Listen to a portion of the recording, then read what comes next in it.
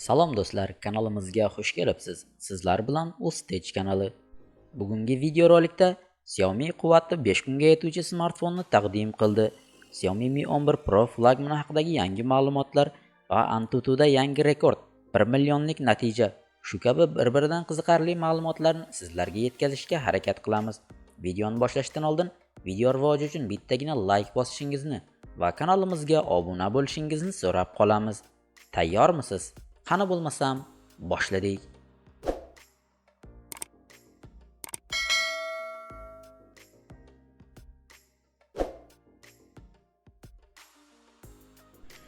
Xiaomi kompaniyasi o'zining hamyonbop device'lar chiqarishga ixtisoslashgan Poco yoki Pocophone brendi ostida navbatdagi telefonni taqdim qildi. Poco M3 nomli bu gadjet 2 haftadan beri eng ommabop smartfonlar reytingida yetakchi bo'lib kelayotgan edi. Poco M3 noodatiy kamera dizayni bilan ajralib turadi. Uning korpusi plastikdan ishlangan bo'lib, yuzasi charmga o'xshash.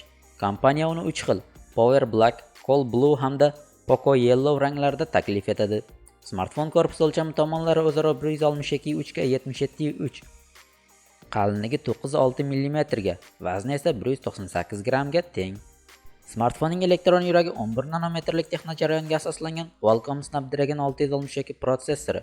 Poco M3 doimiy xotirasi 64 va 128 GB lik variantlarda chiqadi. Tezkor xotirasi har ikkala holatda ham 4 GB lik.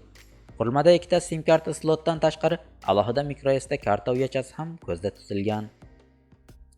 Poco M3 modelining asosiy o'ziga xosliklaridan biri naqd 6000 mAh batareyasidir. To'g'ri, bu hozirda rekord ko'rsatkich emas, lekin ishlab chiqaruvchining ta'kidlashicha, yengilroq yuklama bilan ishlatganda uning avtonomligi 5 kunga boradi.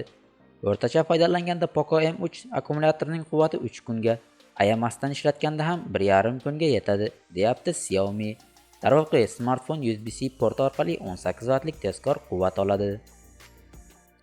Kompaniya bu device'ni diagonalga 653 dyuymlik IPS matrisali displey bilan ta'minlagan. Uning tasvir aniqligi Full HD Plus formatida, ya'ni 2340 ga 1080 piksellik. Ekranda kadr yangilanish chastotasi esa standart 60 Hzlik. Ekranning tomchisimon kemtikida 8 megapiksellik old kamera joylangan. Bosh kamera esa 3 ta 48, 2 va 2 megapiksellik datchiklardan iborat. Qurilmada simsiz interfeyslardan 4G, LTE, Wi-Fi 8.2, Bluetooth 5, GPS hamda GLONASS, FM radio mavjud. Poco M3 yana stereo dinamiklari, 35 mm lik quloqchin tirqishi va smartfonni boshqaruv pult sifatida qo'llashga imkon beruvchi infraqizil datchik hamda yon tomonida joylangan daktiloskopik skaner bilan ham maqtana oladi. Rasmiy sahifada NFC moduli haqida ma'lumot yo'qligiga qaraganda, unga bunday chip o'rnatilmagan. Android 10 operatsion tizimli Poco M3 smartfoni MIUI 12 grafik qobig'i bilan ishlaydi. Unga yana Poco Launcher ham joriy etilgan. Xiaomi uni keyinroq Android 11 tizimgacha yangilaydi.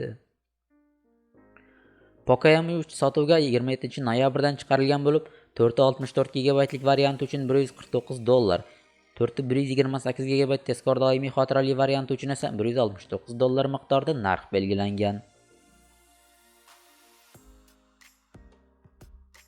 Dekabrda taqdim etiladigan Snapdragon 875 protsessori bazasidagi ilk xitoylik smartfon Xiaomi Mi 11 flagmani bo'lishi kutilmoqda. Biz uning yanada ilg'or versiyasi Mi 11 Pro haqida ham ma'lumotlar berganmiz. Bu smartfonlar haqida insiderlik xabarlari ko'p chiqayotgandi. /Lacks sayti esa Xiaomi Mi 11 Pro flagmanining birinchi jonli suratini e'lon qildi. Har holda quyidagi rasmda aynan shu model aks ettirilgan deyishyapti. Tarmoq informatorlari bergan ma'lumotlardagi singari romsiz displeyning chetlari qayrilgan, yuqori chap burchagida old kamera tirqishi bor.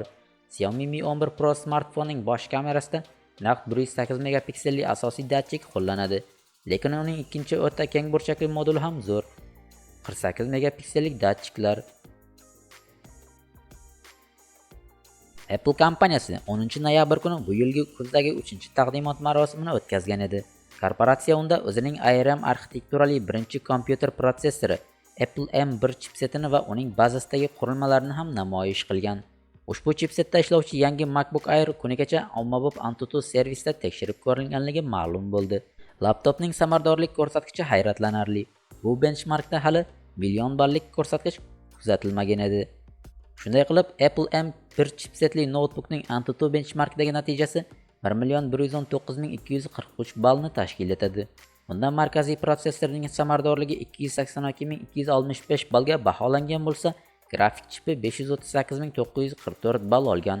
Benchmark uning tezkor xotirasi uchun 189,921 ball, foydalanuvchi interfeysi uchun bo'lsa 108,113 ball qo'ygan.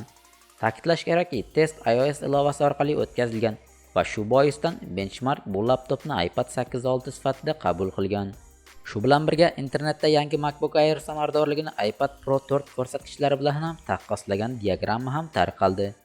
7 nanometrlik Apple A12Z protsessori asosida ishlaydigan bu planshet benchmarkda atiga 755,294 ball olgan. Apple M1 protsessori iPhone 12 turkumidagi smartfonlarda qo'llangan Apple A14 Bionic chipsetidan deyarli 80% ga tezkorroq ekan. Grafikasi bo'yicha esa MacBook Air kompaniyaning yangi smartfonlardan 2,5 baravarga samaradorroq bo'lib chiqqan. Shu bilan bugungi videoyimiz ham o'z nihoyasiga yetdi. Video yoqsa like, yoqmasa dislike bosing. Qandaydir savol, taklif yoki fikringiz bo'lsa izohda yozib qoldiring. Keyingi videolarda ko'rishguncha xayr, salomat bo'ling.